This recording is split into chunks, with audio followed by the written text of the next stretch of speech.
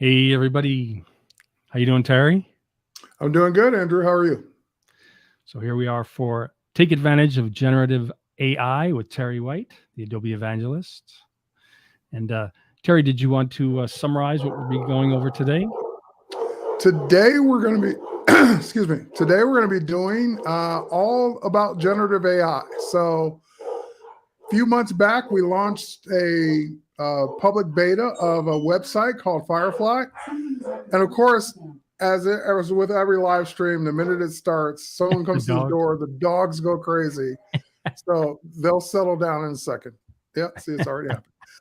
Anyway, so yeah, well, today we're going to be doing generative AI. We're going to talk about Adobe Firefly, some updates that just happened, so timely as of today.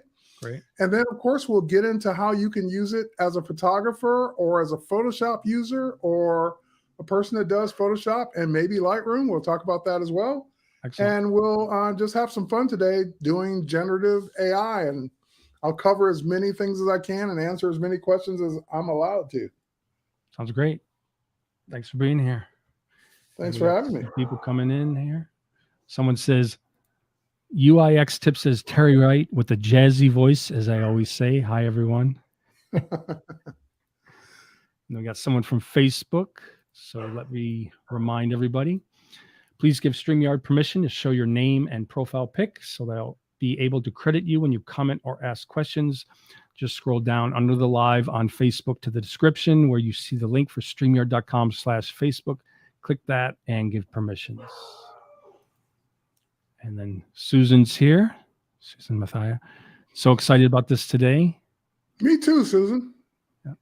She did a nice Lightroom presentation recently. So someone Very says, cool. Robert says, permission granted. Someone else from Facebook says, hello, Terry and Andrew. Richard. Yeah. Facebook. And Sarah, my friend Sarah, watching on YouTube. Great. Thanks. Facebook. Okay.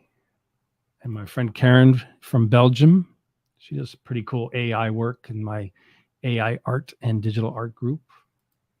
Thanks for being Awesome. here. Cool. So yes, let me just say welcome everybody. Let us know where you're watching from. Thanks for being here on Facebook, LinkedIn, YouTube. Usually I'd say Twitter, but now that Threads is out, hopefully I'll be able to live stream the Threads in the future. You know, that'd be pretty cool. I would say that's probably going to happen. Cool. Okay, well, we got a lot to go over. You want to jump on in, Terry? Yeah, let's dive right in. We're going to start where it all started. It started on this actual website that I'm on right now. So this is the Firefly website. The URL, for those of you who do not know it, is simply firefly.adobe.com. Right. You don't have to. Now let's go back to some painful history for a second. When this site first came out, you had to sign up for the beta and wait to be approved. And that waiting was painful because Right.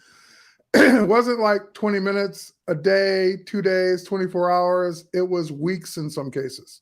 So all of that's gone. If you've never been on Firefly, you can just jump right in, sign in with your Adobe ID, and start using it today. So first and foremost, it's the technology. For those of you who are unaware of what generative AI is, generative AI is artificial intelligence, machine learning that generates pixels based on a text prompt. In other words, you describing the scene or you describing part of a scene. And so when we first rolled this out, we had two. We had text to image and we had text effects. And so those two things were the first part of the website. But now we've got generative fill, which is something that's also in Photoshop. So we're going to really cover it in Photoshop, not so much on the website. And we also have generative recolor, which is also, I believe, made its way into Illustrator as a beta as well. If not, it will. So far, there are four things that have been rolled out since day one. Two started out, text to image and text effects, which I'll show you in a moment. And then we have more to come. So 3D to image, that's a big one people are excited about. That's coming, as well as the extend image is coming to the Firefly website, but that's already in Photoshop. So you don't have to wait for that if you're a Photoshop user. As it's in beta, there's no fee. You don't even have to be a Creative Cloud member. You don't have to have a Creative Cloud account. You just have to have a free Adobe ID. So literally anyone can sign in today and start using this today. I do encourage you, if you're interested in this technology and you want to have conversations with Adobe and engineers and people that work on this all the time, head over to the Discord channel. There's a link to it right here at the top of the Firefly website. And oh, I'm sorry, you can't see. I'm zooming and you can't see the zoom. But anyway, at the top of the Firefly website, there's the join the Discord channel, and that's how you can get in and talk to us in between the releases and updates. I'm going to clear my throat one more time, hopefully the last time. Hang on. Sorry Feel about free that. to have some water or tea or whatever. Yeah, let me grab another sip here. And the Zoom looked fine, Terry. So feel free to use that. Oh, yeah, my screen, you couldn't see it. Yeah. Okay, great. All right, so let's start with text image. This is a big popular one that kind of got everyone fired up about the technology. So when I click on it, and Adobe's been doing betas for as long as I've been with Adobe, but I have to hand it to the team that they really did this beta site right. And what I mean by that is they could have just put up, because it was a beta, they could have just put up a temporary web page and had you kind of figure things out. But if you're new to this, you may not even know what to type to even get started.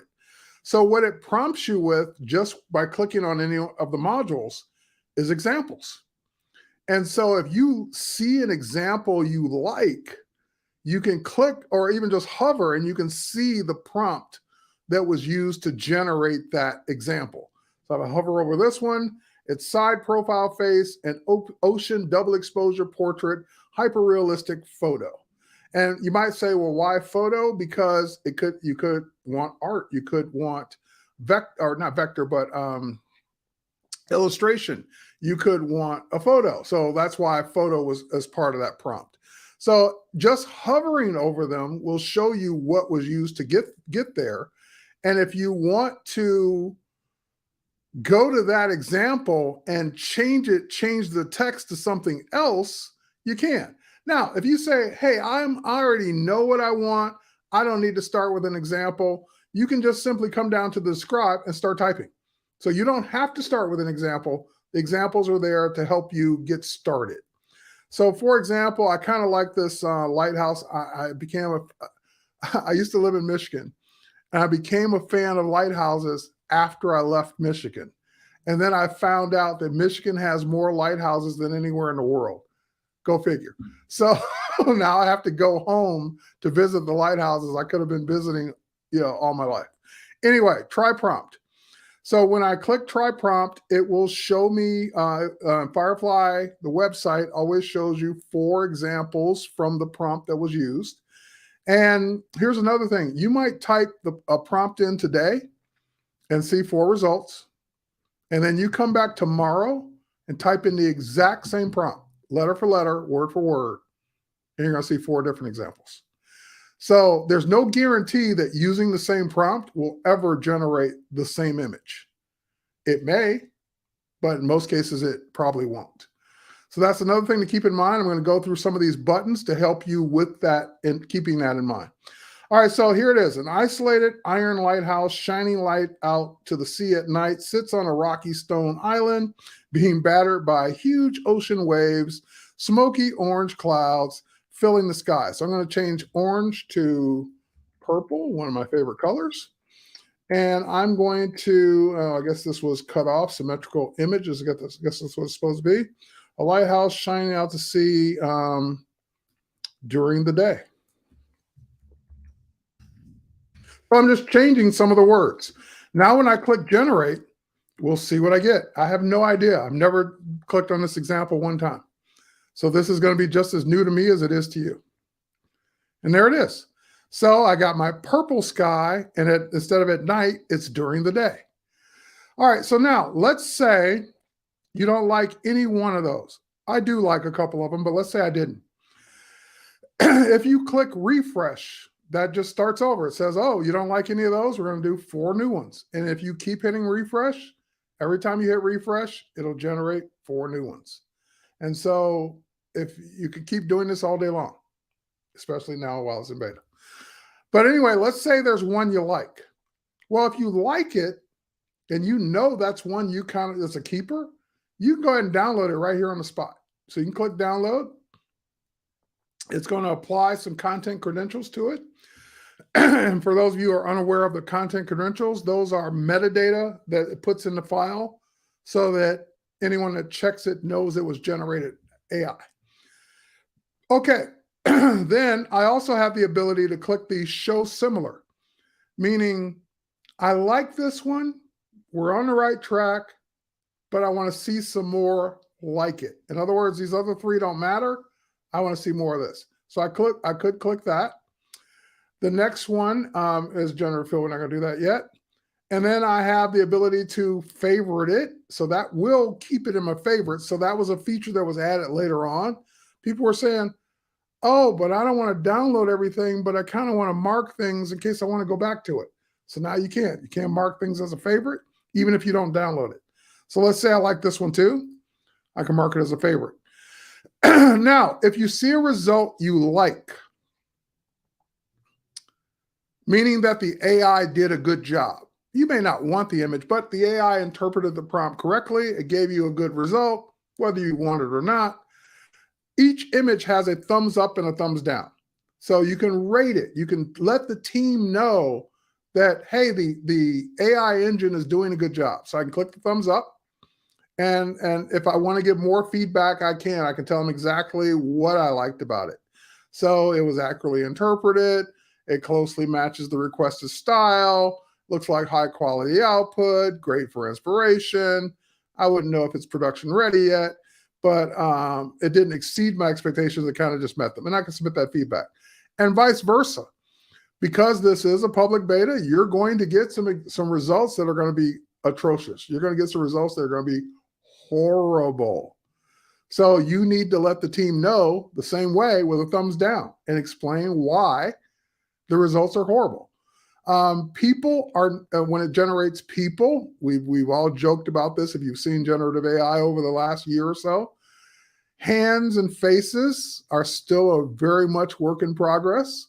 So if the hands are like too many fingers, not enough fingers, too many hands, too many limbs, not enough limbs, whatever it is, you can mark that as a thumbs down. You can mark anything you want as a thumbs down, but I'm just giving you some examples. Also, if it's a face distorted or whatever, or just any example of something that was completely off the mark, like it wasn't what you expected, then go ahead and give it a thumbs down. If it's obscene, bad, like just, oh my God, that shouldn't be allowed, then go ahead and report it, because that's serious and the team does take those things sometimes too seriously. And we'll get into that in a minute.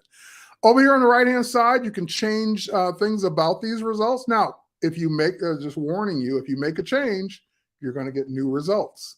Because if I change the aspect ratio from square to, let's say, portrait, landscape, or widescreen, it's going to generate new images in those new aspect ratios. So once again, I can't stress this enough. You see something you want to keep, grab it now, because you may not ever see it again. So get what you want now and then move on. All right, so let's say that I want to change this one to widescreen. And maybe we're going to use it as a video thumbnail. So it's generating 4 new ones that are widescreen.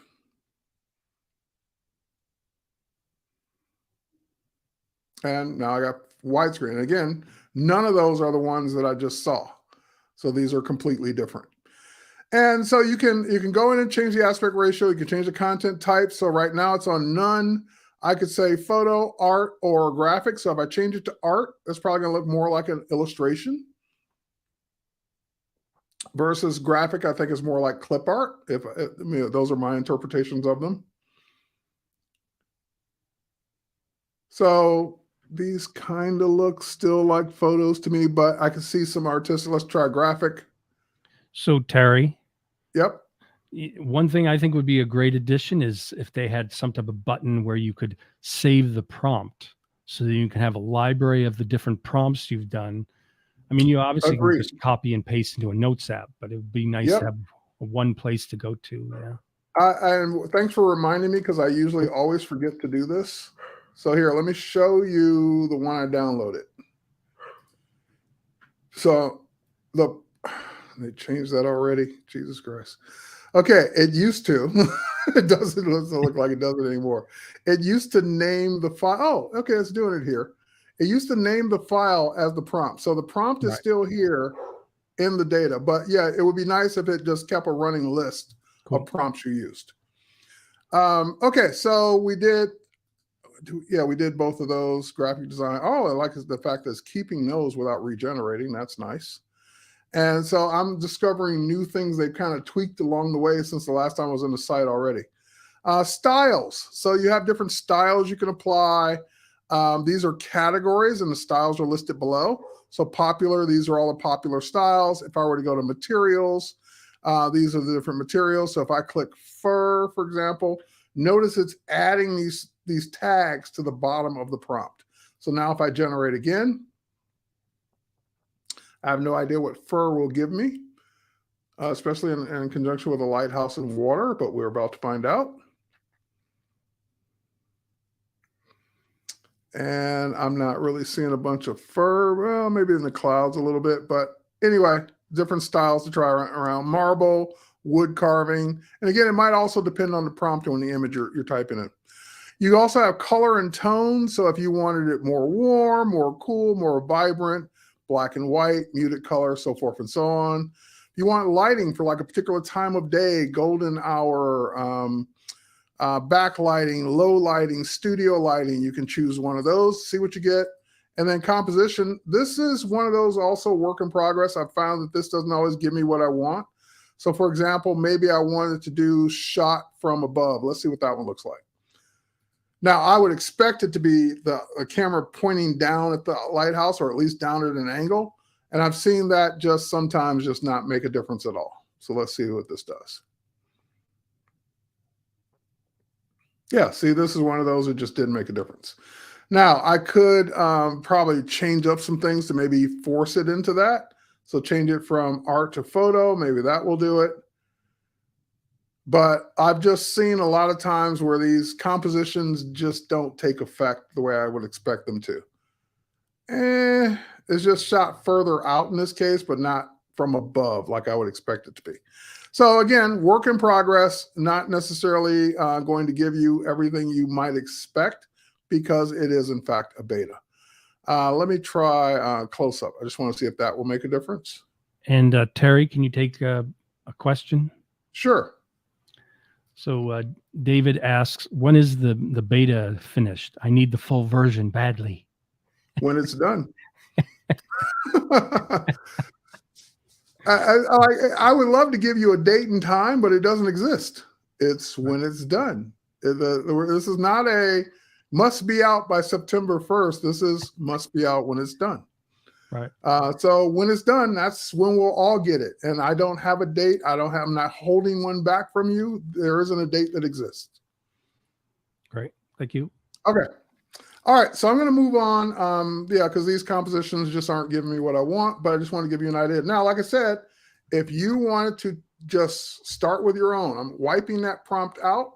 I'm going to start with my own. I'm going to say, downtown city street in the evening, and I'm going to turn off some of these things here. I don't want painting. I don't want close up. In the evening during a rain, or no, let's do snow, during a snowstorm. All right. So downtown city street in the evening during a snowstorm. Completely something I just made up.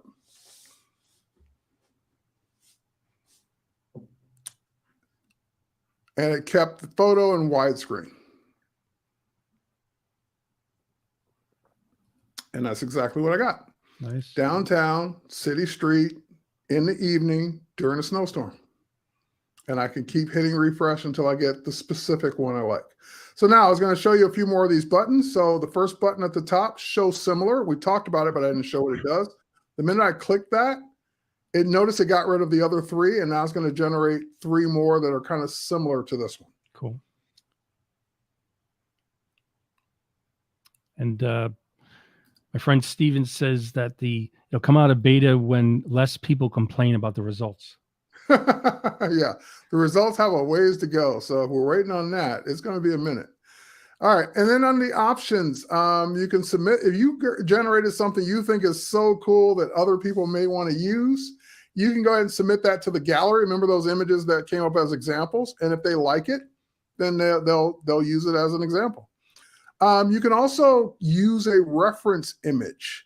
So if I say use a reference image, that puts it down in the prompt area and starts generating based on that as a reference image. So a reference image may be used to influence future generation, update the prompt, so forth and so on. Cool. So similar to similar, but different. All right.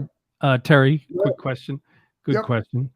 Someone asked, what is the maximum resolution of the generated images? Right now, they are a mere 1024 by 1024 max. Great. Thank you. So not high res yet. All right. So that was text to image, and you get the idea. Type in whatever you want, generate an image from scratch. Now we're going to back out. The other one that was new, because again, we're going to do generative fill inside Photoshop, so I'm not going to do it here. The other one that was new was text to image. And this is one of the ones I enjoyed the most when it first came out, because I don't need a city street at night in the rain that I myself didn't go shoot. So I just don't need to generate complete images from scratch. So it's fun to play with. But this is kind of cool because having done graphic design in my past, it's kind of cool to have text that is generated based on a prompt. So I saw one that was kind of interesting. This looks cool. You never saw this one before. Sequins. Okay, try the prompt. And it's just going to generate, again, a new image based on one word, sequins. Now, you might say, well, I don't need it to say Firefly. It doesn't know what you want yet. So it just uses the word Firefly as an example. You change the word to whatever you want. So I can do Andrew and sequins. There he is. All right. So I get 4 different example results. So I can click on whichever one I think looks best. And what I really like about this, that is pretty. What I really like about this one is that, well, maybe I don't want it on a black background. Maybe I don't want it on a red background. Maybe I don't want it on a green background. You can click transparency. So that way you can literally put it in Photoshop on top of something else and have it be transparent. You don't have to knock out a background. You have to think about it. When you save it, it'll already be transparent as a ping file. Now I'm going to go back because I want to show you an example that sequins really won't illustrate. Let me find one that kind of has stuff flying out of it. This pink golden balloon is kind of cool. That could work. That looks like pizza. Yep, that's what I thought, pizza. And let me do this one. Black and gold dripping paint. So let's try that one. Again, it doesn't know what word I want. So let's go ahead. We can change the word on the fly. Now, notice how the gold is kind of splattering. So if I put that on black, you can really see it. See how the R is kind of splattering that gold out? Well, you'll notice you have match shape. Tight means keep all that splatter close to the letter. So if I do tight, you won't see hardly any of it flying out. Versus loose, let it rip. Like just let the stuff fly away from the letters. Like that. So that can really be fun when you need that kind of splash or that kind of effect of whatever it is your prompt is flying away from the letters. And of course, we take away the background, you still have that fly away effect for what you're going to do. So I can save that and we use that later. Okay. So that's the text effects. And again, you can change the prompt to whatever you want. So if you want it blue and gold instead of black and gold, whatever your school colors are or whatever your team colors are, you can use those instead. and generate whatever you want. You can change it from gold dripping paint to silver dripping paint, Cool. whatever it is you want it to do. And can you take a couple questions, Terry? I can always take questions. Great. So someone says, will it be possible to use other fonts in the future? I would Any expect idea? that, yes. Okay. And let's see. See how I answered that without a promise? That's right. Smart. I would expect Smart. to be able to do that, yes. Smart. And then someone says a question, are the favorites in Firefly meant to stay? Every time I come back to create in Firefly, my favorites seem to have disappeared. They should be meant to stay. So if I go view my favorites, oh yeah, I had other ones that are gone. You're right. I would say that's a bug. I would say they're meant to stay. Okay, thank you. All right. Let's move on. So Recolor, I'm not going to really show you. Oh, that's why. I'm not really show an example, but let me just explain what it is. Imagine you did a vector illustration inside of Illustrator, and you had layers, you had different just things like this. So for example, if I hit generate, let me see if there's an example. So you drew something as vectors in Illustrator, and let's use this. What Recolor lets you do, and you can upload your own SVG to do this with, so you don't have to use the examples, is you can then change the colors based on the description. So if I said Christmas colors, for example, I expect to see reds and greens, I'm going to guess.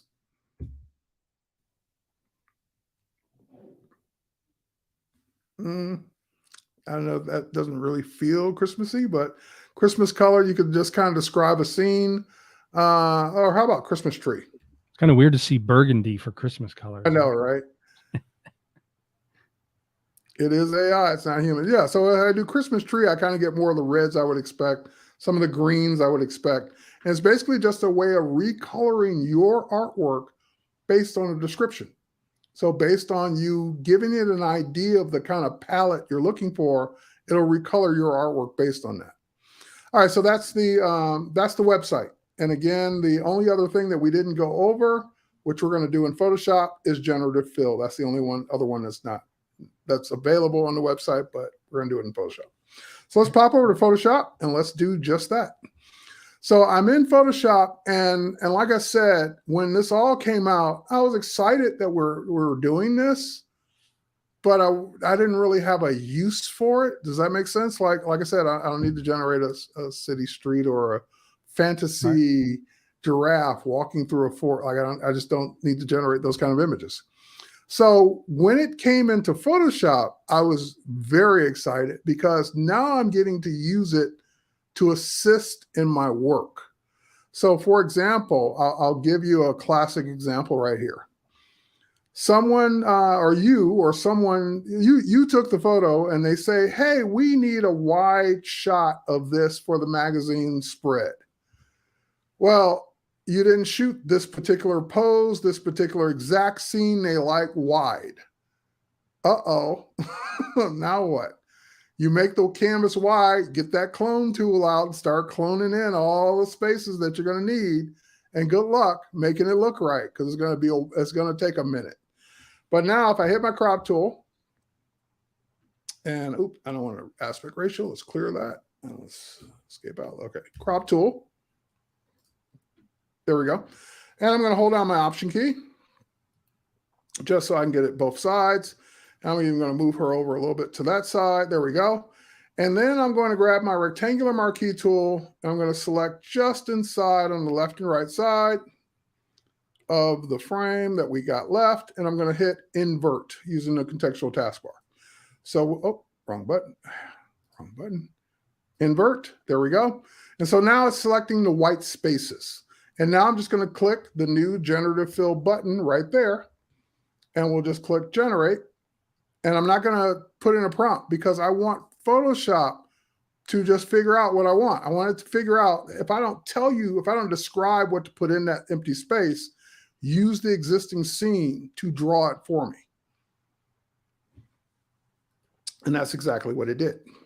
Pretty awesome, So, right? yeah, think about it. Think about what just happened. Let me show you the before real quick because your eyes get used to it very fast. The chair was cut off. There was no table over here. Therefore, there was nothing on a table over here. There was no buildings over here on either side. So it has to guess what buildings might look like at the right time of day and finish filling in what it thinks the scene is. And best part, it gave me 3 choices. So if I don't like the first one, maybe I like the second one. Maybe I like the third one. Whichever one I like, or if I don't like any of them, I hit generate again and get 3 new ones. So this is what blew my mind and just made, I spent 24 hours straight in this, literally like stayed up all night because I couldn't believe how much it was nailing the lighting, the aspect ratio, the perspective, the colors, the shadows, like how it was getting all of this right. And I just kept giving it example after example.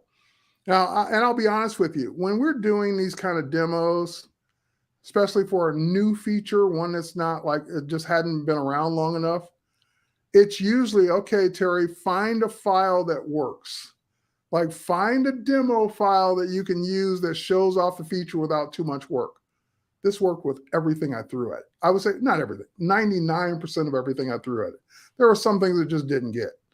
But this was the exact opposite experience of what I was used to, where I could just literally just keep throwing things at it and it just kept working. So I was using my own photos. I was using stock photos. I was using just random stuff I would find and it would just keep doing it. All right, so that's an example of what we call outpainting or extending the canvas. Go ahead. 2 things. One is I want to make a comment. You know, I've done retouching and compositing and started with advertising. Hours of work have now been, you know, fixed in seconds now, which is amazing. Yep. And then Sarah asked a good question that we should let everybody know is where do we get this Photoshop beta? All right, I will tell you. I will show you exactly where in just a second. And Okay. I haven't done this on this image before, so I'm curious to see what will happen. Okay, cool. I've never done it twice on this particular image, so I just extended the canvas a little bit more because maybe we need it wide for a video. And I'll answer where to get where to get the beta in just a second. Cool. I'm curious if it's going to extend the wall or give me another window.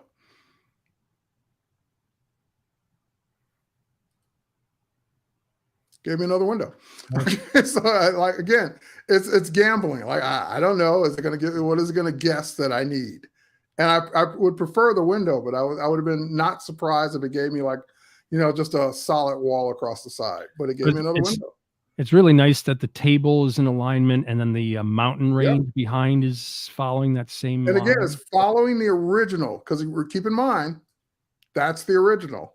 And that's what it made so far. And I could keep going. Nice. I can make it taller. I can make it longer. I can make it, you know, any direction I want and have it keep generating. And notice what it's doing, by the way, and I'll point this out and we'll head over to where the beta is. Each time it does this, it's making a new layer. So this is a generative fill layer that you can always non-destructive. So you can always turn it off, turn it back on, go back to that layer and generate again, or go back to this layer and generate again.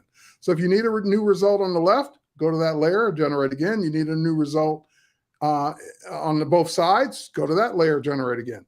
And it will just keep. Now, that's interesting. If I go back to the middle one and generate again, will it match up with the new one on the left? Let's try. I've never done this before. Let's see. So now I'm doing just the ones that was on the left and right side.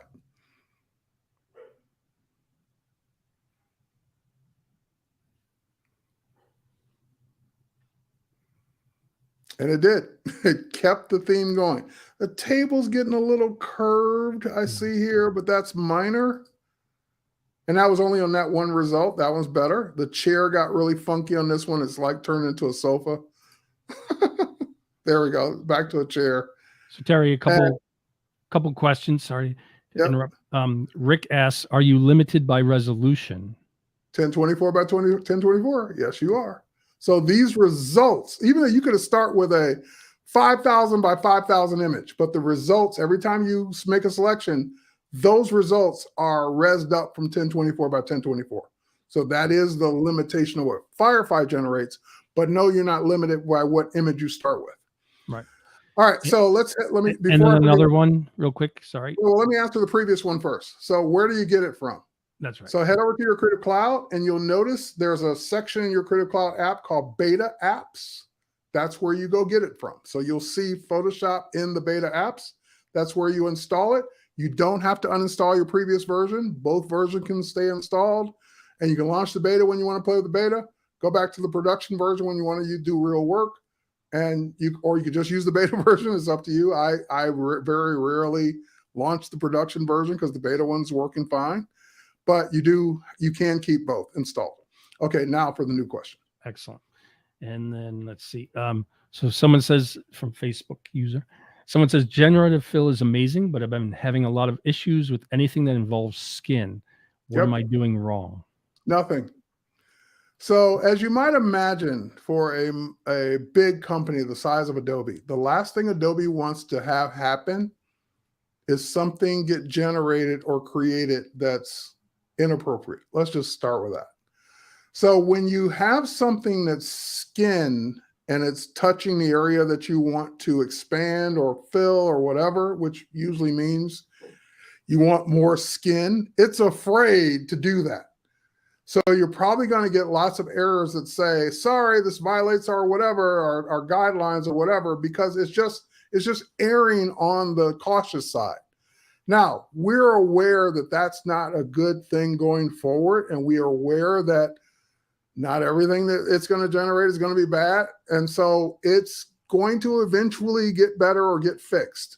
But right now, that's why you're getting the errors. So I'll give you an example of one I did of myself. I was standing out on a boat years ago, and the shot, of course, I had swim trunks on with no top. And the shot was just literally cropped to here. So it didn't show anything below this area. And so I just wanted to see what would happen if I extended it down to my waist. That's it. Just from here down to my waist. And it didn't. It gave me a body that was worse than mine. So I immediately deleted those results. But it was just funny to see that what it tried to give me, and it did not give me the error then. If I tried to do that image now, it'd probably give me an error. Or it might be smart enough to say, well, this is okay to show without it being inappropriate. But that's the problem, is that it's AI, so it's constantly being trained on what's okay and what's not okay. And it's leaning towards nothing's okay yet until it's taught better. That's why you're getting problems. And then Rick says something which is kind of my thought too, is most likely or pretty obviously when it becomes for commercial use, then there'll be better resolution, of course, right? Oh, it'll be better resolution even before then. Yeah, I'll make that commitment. The resolution piece is being worked on, and that will be added into the beta. Great. Thank you. I see one down there from Rick about commercial use. While it's in beta, it's not, commercial use is not allowed. And so people are always confused by that. Can I post it on Facebook? Sure. Can I make a tutorial video on how to use this? Sure. What commercial means is I can't generate an image that I'm selling. But if you're generating an image for your own personal use, your own sharing, your own whatever, and you're not putting a price tag on that image, then you're fine. Right. Yeah, I've had to answer that in the groups many times, you know. Oh, yeah.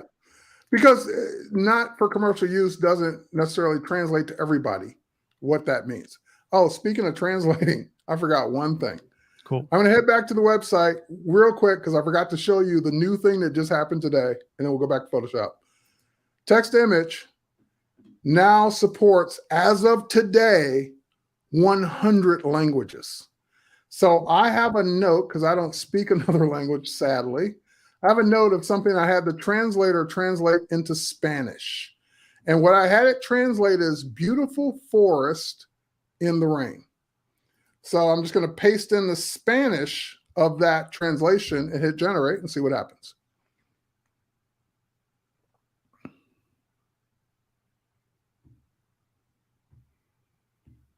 And that's what I got. Nice. So it understood Spanish or German or whatever of the 100 languages that you speak. So if English is not your native language or it's not your first language, you may be more comfortable typing in your native tongue. Now you can. Now you can type those prompts, not in Photoshop, only on the website. Coming to Photoshop, I would expect. All right, back to Photoshop. So here's an example I've done many times where I want to change the cupcake into something that I like. So cupcakes I like too, but I prefer ice cream. So I did this around, oh, cancel. Okay. Oh, my thing's off. I did this around my birthday. So I was making a joke. Hey, my birthday's next week. I don't want a cupcake. What I want is an ice cream sundae. That birthday has passed, but let me show you the example I used to use. And so now, before we were using generative fill and just leaving the prompt blank, now I'm going to actually tell it what I want. So I'm going to say that I want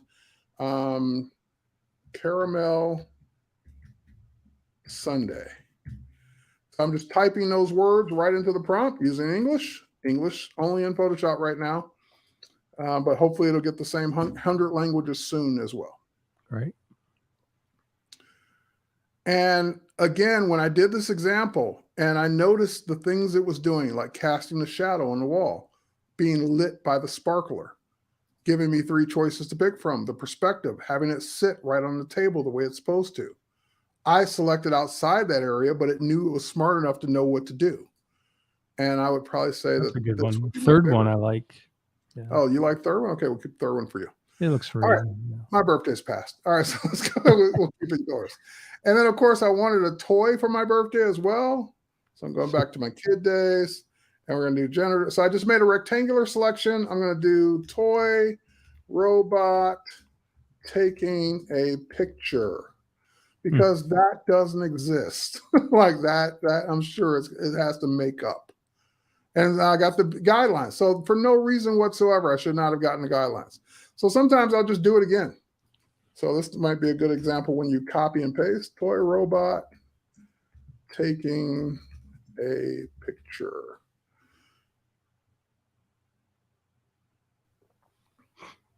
Just doing the exact same thing again did not give me the error. All right, that's a toy robot. I don't think that could be a small camera on his hand there. There we go. That's the one I like.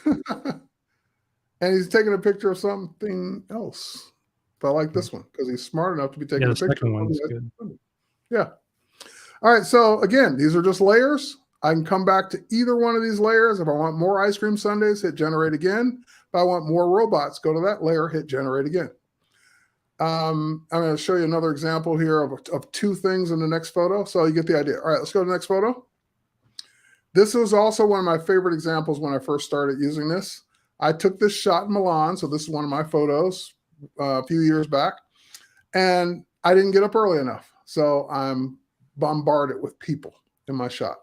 And I never used this shot because it was too many people. So I'm just going to grab my lasso tool. And I'm going to make a very careful, painstaking selection around every single person. No, I'm not doing any of that. Go around the pigeon on the ground there. And around those people. And around those people. All the way around. Hold down my shift key. Or actually, hold on my shift key. And select these people to add to the selection. And generate. No prompt.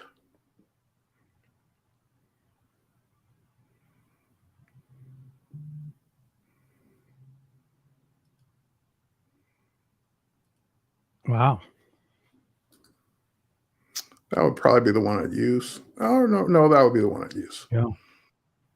So before, after. Tourist be gone. All right, let me give you one more example.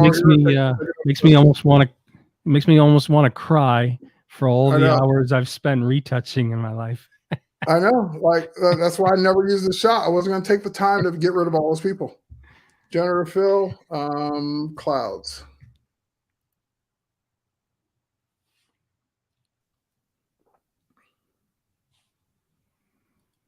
sometimes I'll get, I've done this example before, I'll get a cartoon cloud. Like that's one of the 3 results. I'm like, no, it's not realistic. Okay, that looks realistic. All right, so here's what happened. Here's another thing we had to learn is, what if you decide to move that? It's a layer. What if you grab the move tool and move it over here? Oh, see the problem? What's the problem? It's got the background from the different tonal range. Right. The sky is a little bit lighter over on the right. Just hit generate again.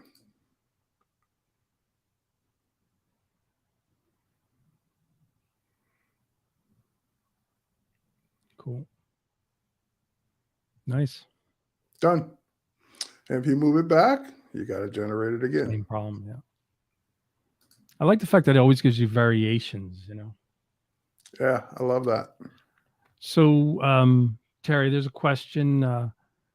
How do I add to the mask if it did not pick the entire moose antlers? I guess he's talking about his own image, since you don't have a moose Yeah, image. I don't have a moose antlers shot open. So up here, where the properties panel is, there's the mask. So this is where you would go and edit your mask.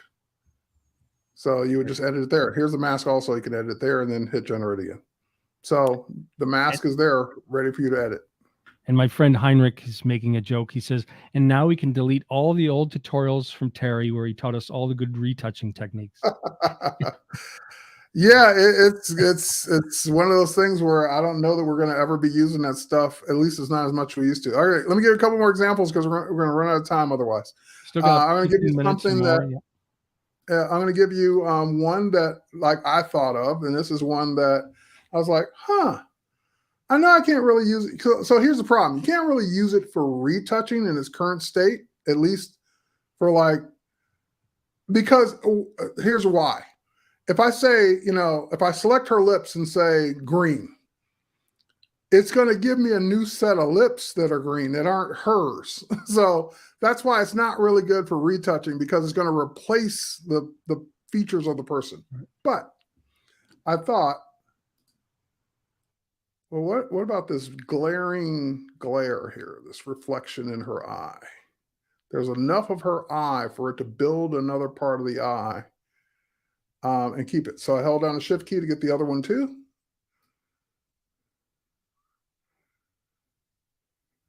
All right, generative fill, generate.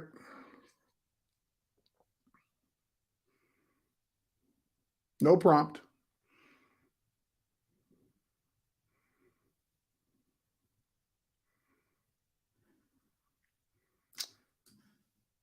Before, after. So for removing stuff, it's awesome. We remove people. There we go. I got a little bit more lash. So whichever eye you like best, I like that one best. That's the one I'd use, but away you go. All right, 2 more things. Let's go here. This is one that actually, I believe Jesus Ramirez is in the group and been on here before. This is one I'm going to riff off of an idea he had. So if I make a selection down here and I want to put a cucumber slice in the glass, in the water, well, it's probably not going to work too well. It may. Sometimes it guesses okay, sometimes it doesn't. So I say that, but it could throw me off and be completely fine. Cucumber slice. Oh, it's not slide, slice. I always make that typo.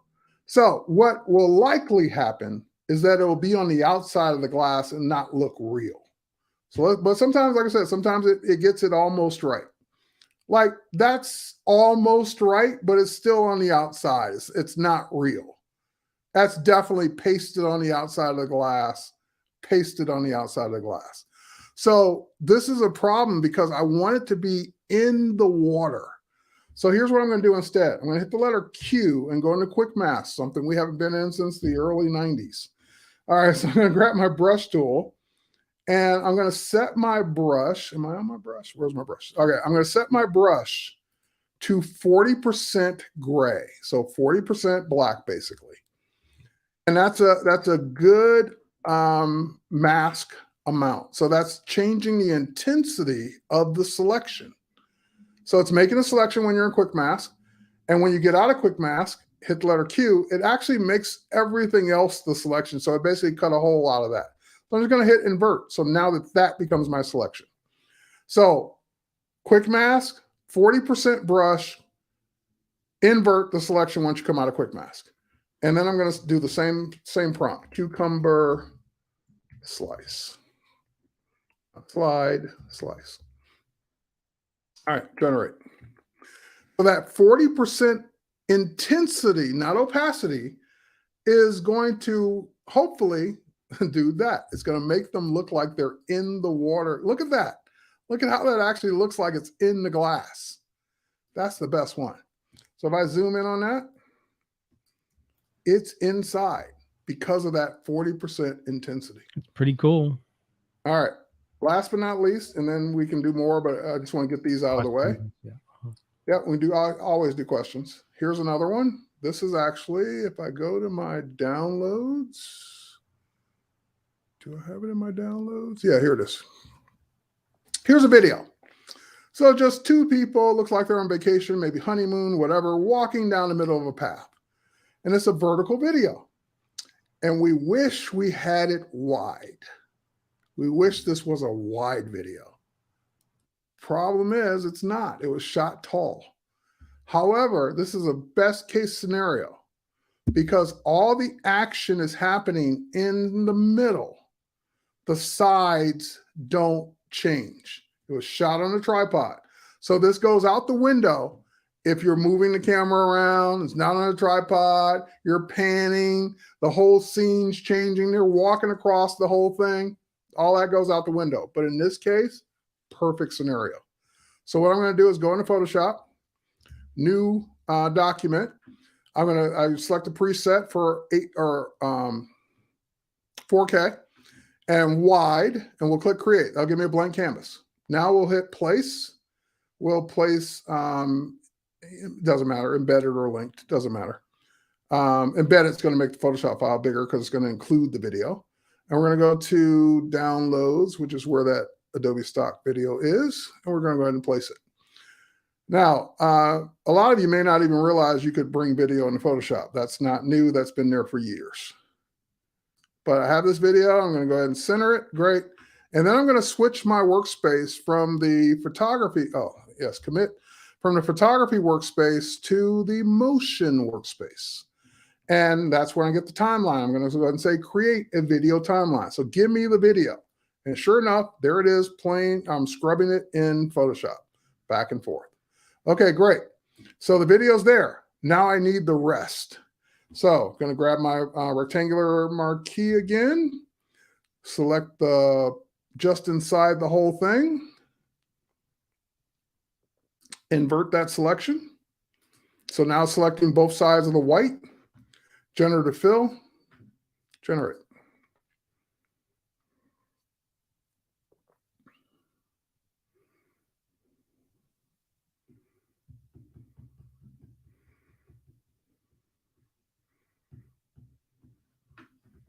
Yeah. Pretty amazing.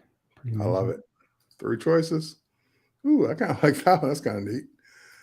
But now it's a video. Now the generative layer, which is just pixels, did not fill the whole video, but no problem. It's just pixels. I can stretch the whole thing. It's not changing the resolution. It's just changing duration. And so now I can scrub this. I can export this out right from Photoshop as a video. And all we did was make a frame. That's all we did. We just put stills on both sides of the video that match the video. And that's it. It's pretty amazing, yeah. But now you see why it wouldn't work if the whole video was moving, because every frame would be different. But if parts are not moving, they can be generated. Or if like a big part of it stationary, you can generate the outsides of it. All right, now we take those questions. I got more of the show. Sure. While you're asking the question, I'll bring up another example. Let's see. So Kathleen asks, will the beta need to reload, download with updates? It will get updates just like Photoshop does. So you'll see an update. I've seen the beta get updated like 3 or 4 times already. So in your Creative Cloud app, it'll just say, hey, there's an update to the beta, and you'll click update just like you do on anything else.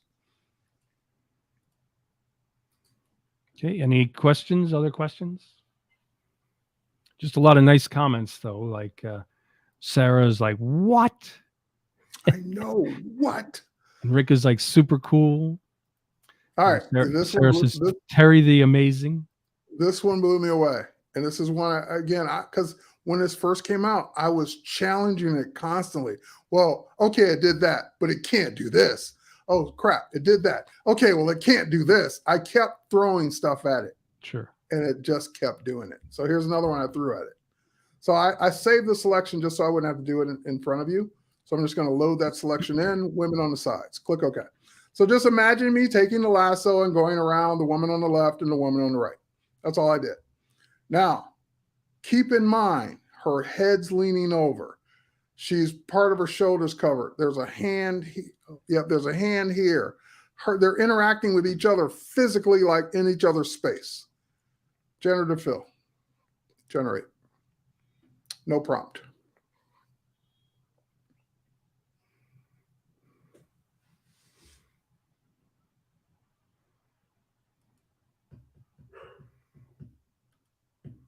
Pretty amazing. Yeah. That's a good one. I like that one. That would be the one I'd use right there. Yeah, second one. Nice. Here's another one. Same thing. Just so I don't have to do it in front of you. Select, load selection. I just save the selection as a mask. 2 women on the sides. Done. Generative fill. Now, this one, again, I want it harder. Look at all the stuff you would have to put in the background to fill this in, to remove those 2 people.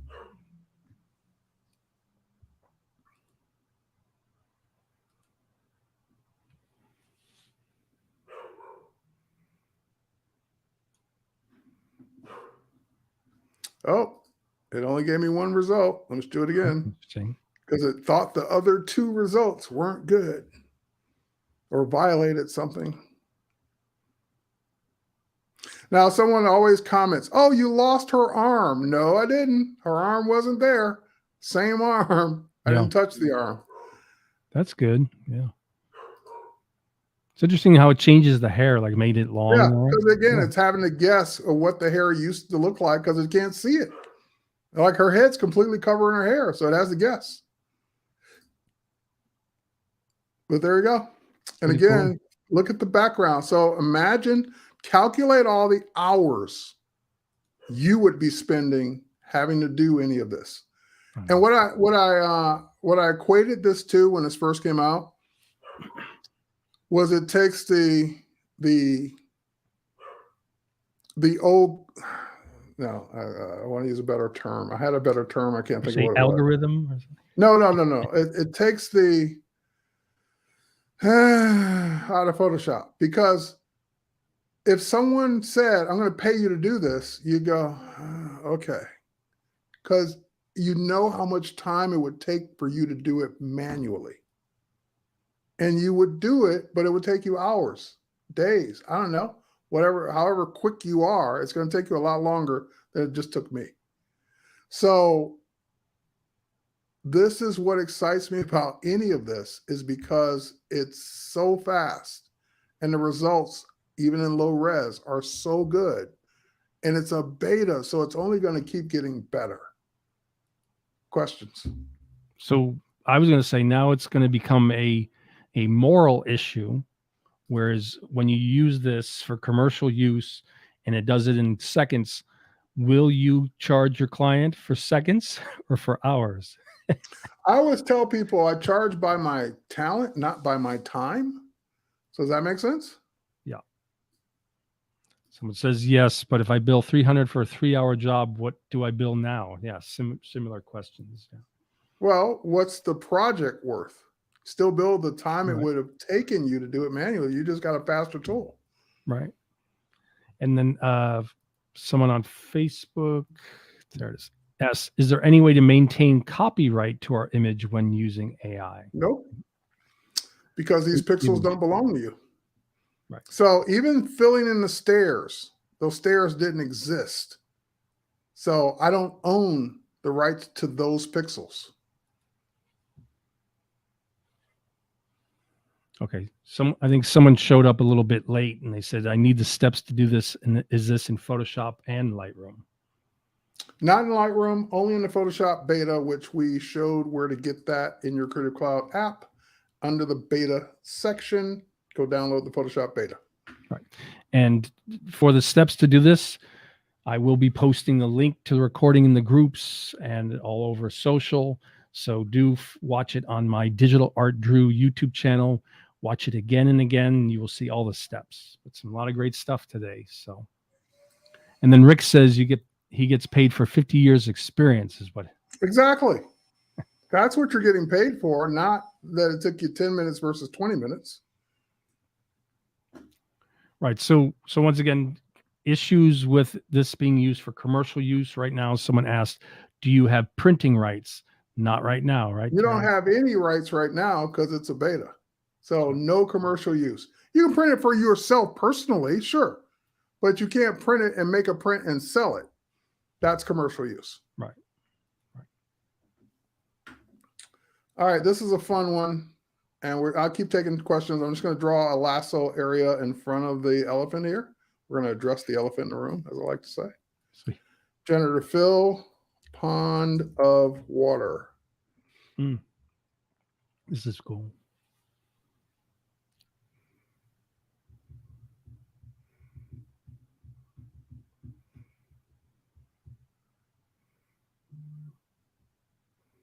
That's not a pond. Oh, you know what? Hang on. I know why. Hold on. My bad. Undo. It wasn't on the right layer when I did that. There we go. Let's try that again. Okay. So you go to the background layer. Yep. Because a lot of times then it's confused by it's trying to make it from a layer that didn't exist and blah, blah, blah. Pond of water.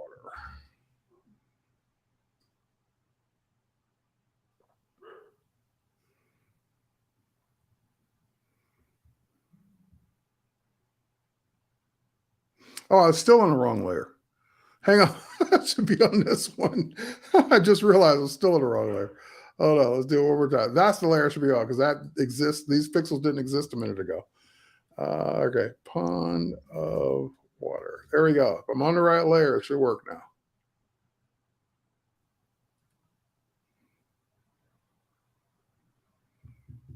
Operator error twice. No. Hold on. Let's change that to pond of blue water. Blue drinking water. So I'm just changing the prompt, not changing the selection this time because the selection of the layer is right. That's what I mean by you do the same thing 10 times in a row, you're going to get 10 results.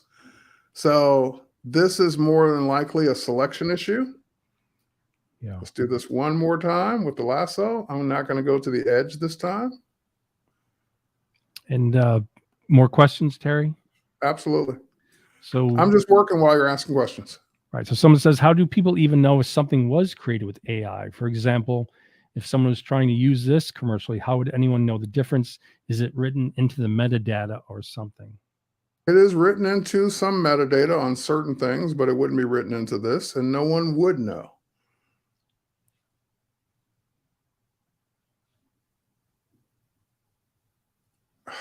Cool. I'm not getting my blue water. Ducks. Those are cool. You got ducks all of a sudden. I got the ducks. That's kind of a nice surprise, though, right? Right.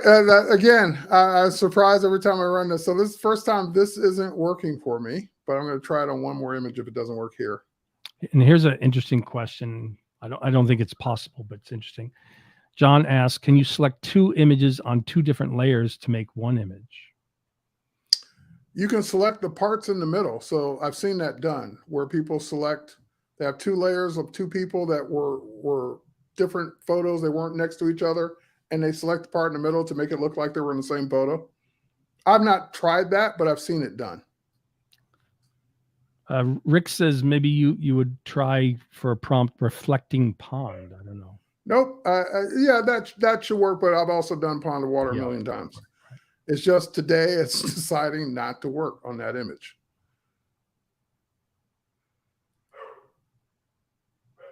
So we're gonna make give this puppy a little bit more room to run. Someone says that it was smart enough to know that a pond is not in the middle of the sidewalk. It wasn't the last 10 times I've done it. Illogical, can't compute, illogical. Uh-huh. Spock appears. But ducks, you know, they was okay with that. Yeah, that was not logical. Right. So someone asks, and I can even answer it for you, Terry. Is this included with the current Photoshop subscription? So once again, you would have to go to your Adobe Creative Cloud app, go to all apps. You might want to check your updates first, and then you go down to beta apps and then choose the Photoshop beta and install from there. So to answer your question, yes, this is included. Download the beta. Even if you have the trial, even if you weren't a paid customer, still use the trial and get the beta. Right. So what I'm showing here is that I created a puddle of water this time, and it's doing the reflection of the dog above it. That's cool. That's just amazing that it does that. And so now I want to try this. I'm not done this with a puddle of water. Let's do the same thing we did with the cloud. Let's move it over a little bit and generate it again. Nice.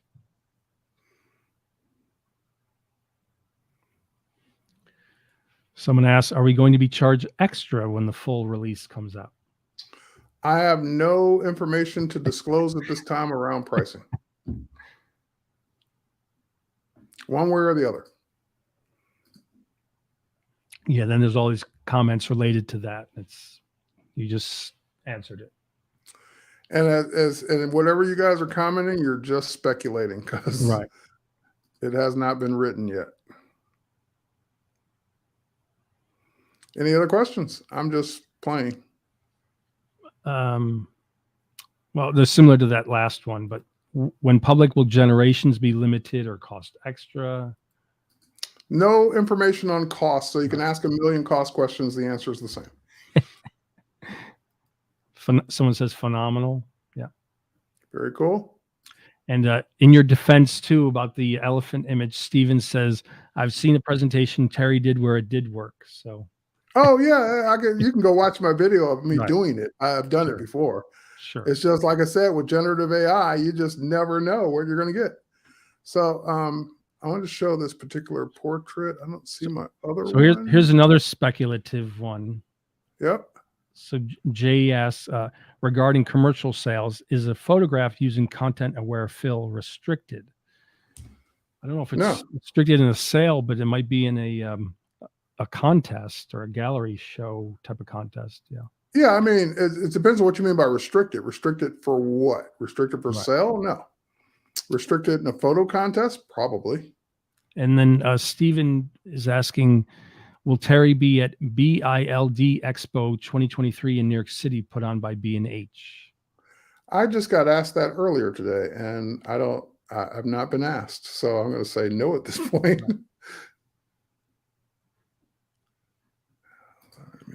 Someone says the next generation will never know our struggle. No, just like they could say, our parents could say the same thing. Right. I had to walk up a hill and down the hill to get to school. Both ways in the snow. Pretty cool. So just again, what it's doing with the hair, all of the above. Now, this is one I've shown. This is probably my most viewed tutorial where I showed extending the legs. Keep in mind that one day it's great. The next day it isn't. Surprise. All right. So I happened to record the tutorial on the day it was great. So let's try it. So I forewarned you that this may not go well. Let's make the selection.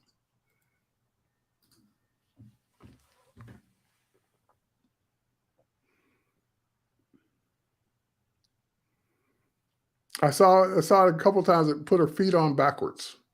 Oh, see, today was a good day. Yeah, that's good. Yeah. Today was a good day. I've seen this go horribly wrong.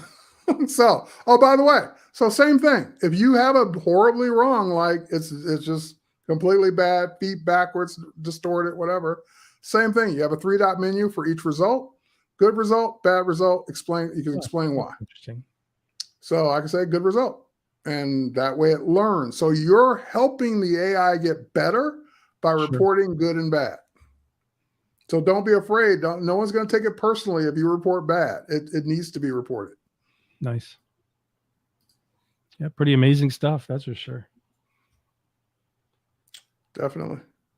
All right. So here's one I haven't tried. I haven't tried a generative expand with a text prompt. Let's do this. And let's do rectangular marquee, make that selection. Tall chair.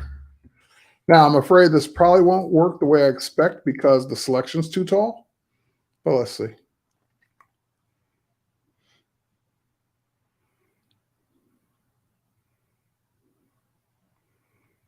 I have no idea what that is. Oh, it's a easel. Easel, yeah. What did I say? I said a ladder. So these would be bad, not what I expected, poor result, didn't interpret. Yeah, I can give it more details, but in none of those cases was that right. Oh, that's actually correct. That is a tall chair. that was just too big. The first one looked like a TV. Yeah. Yeah. So again, I don't know where it's getting this from. All right. So what I would do instead to make this work right, and I would just break it up. So I would do the first one like that. Or you know what? Here's what I would do. What am I thinking? Go ahead and let it fill in the area. Because I'm trying to do two things at once, and it's just better to do them in 2 steps. Let it fill the area in first. Mm-hmm. There we go. Now make your selection. Right, right. And then just tell you want a chair. So my mistake was trying to do both at the same time. Do both at the same time.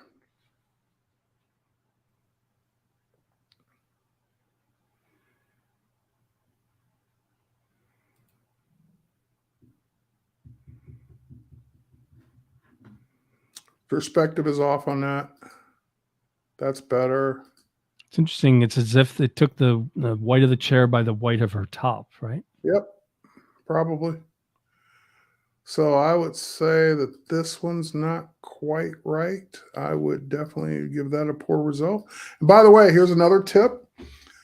You have a result you know you're not going to use. Like I know I'm not going to use that chair no matter what.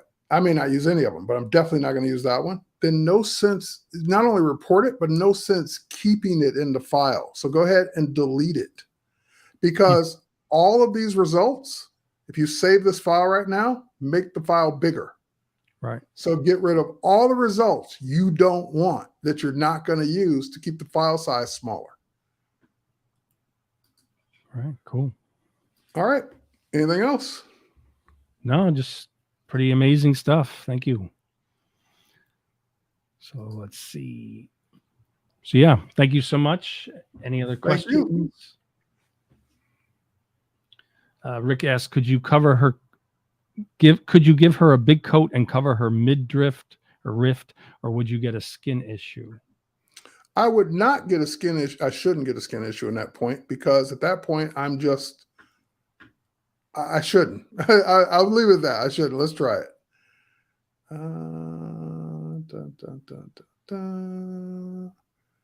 I don't want it to replace her hand. There we go. And where is it? All versions are saved with the .psd, correct? Yeah, if you want to keep the layers, definitely. Yep. Generative fill, winter coat. Shouldn't be a problem because I'm not trying to generate more skin.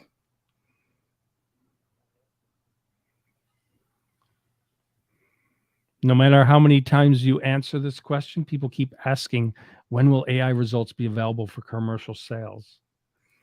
When it's out of beta. Let's start with that. Where's All your right, I crystal don't like. ball, Terry? Where's your crystal ball? I know. How about ski jacket? And it still gave her midriff in that last result.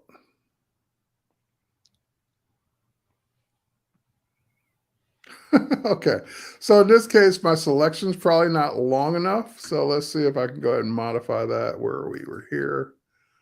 And let's Parts of go. it aren't bad. It's just the arm is a Yeah. little freaky. Let's go.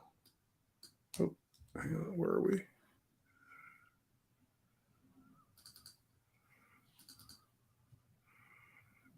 I should be able to go here and do it, right? Oh, I know. Oh, okay, because I'm hiding that. So I need to, here, let's do this. Let's do it this way.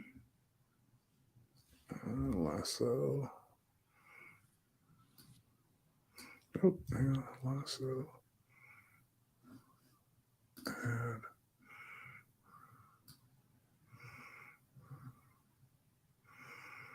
I want to add on to that selection because I cut it off too short.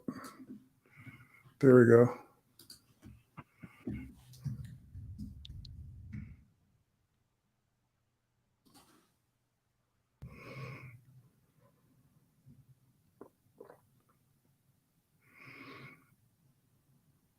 There we go.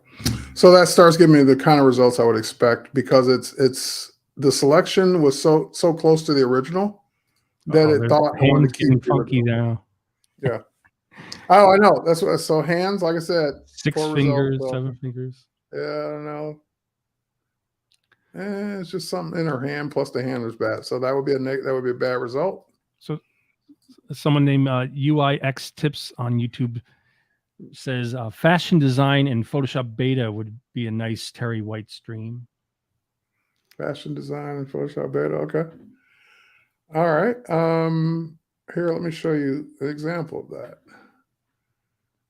I think they mean like for future stuff. Yeah. Yeah. Oh no, I know. But here, let me pull this up.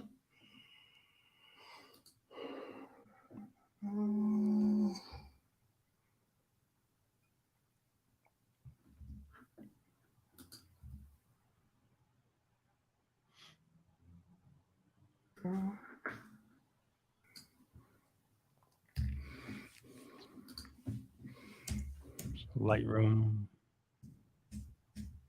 Are those all changed with generative fill? I don't even own these clothes, so yes. Every single one is generative AI. It's like you styling, you going on vacation, you going back into the military, you going to the club, you going modern. That's pretty cool. One different look.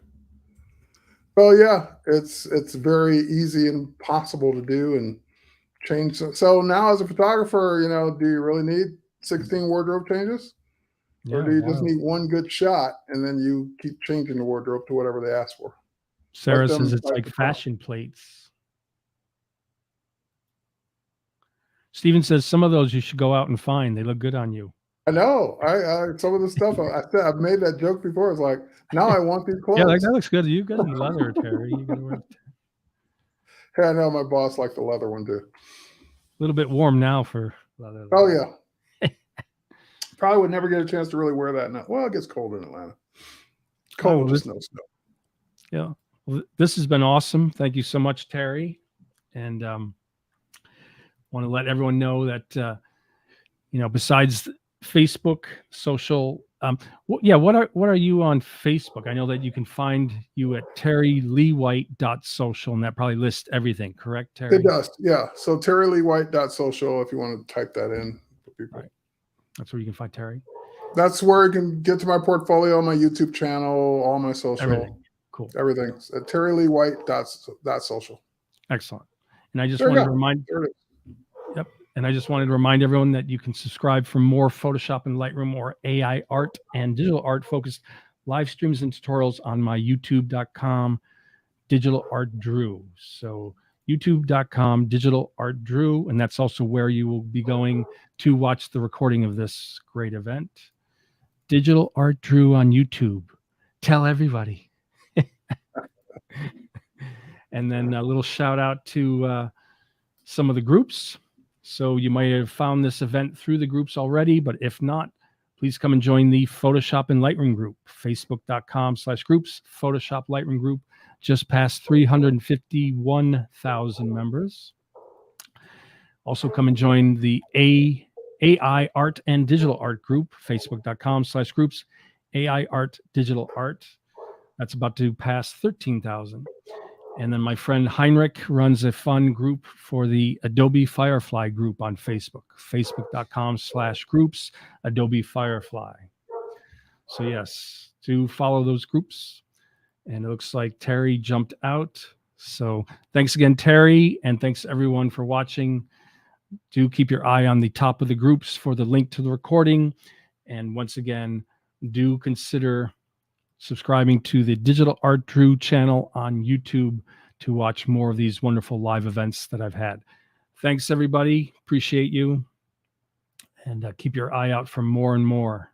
Thanks, Terry and Andrew, says Rick. Thank you. Karen says thank you. Deb says thanks, Terry. Thank you all. Keep your eye for the link to the recording.